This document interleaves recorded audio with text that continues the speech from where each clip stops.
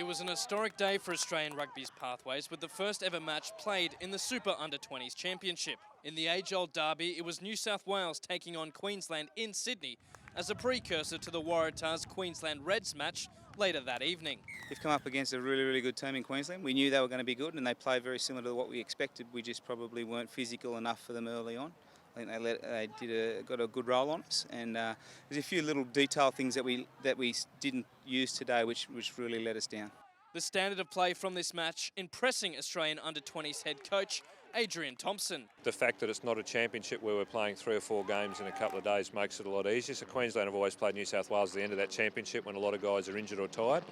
This certainly makes it a lot easier, so the standard was excellent today.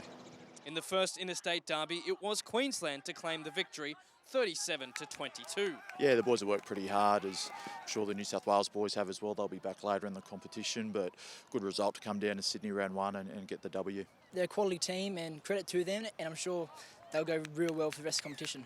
There's always standouts in each side, but it was really a team effort. You can't do the job without 15 men, so it was all us in the park today, so it was well done by the boys.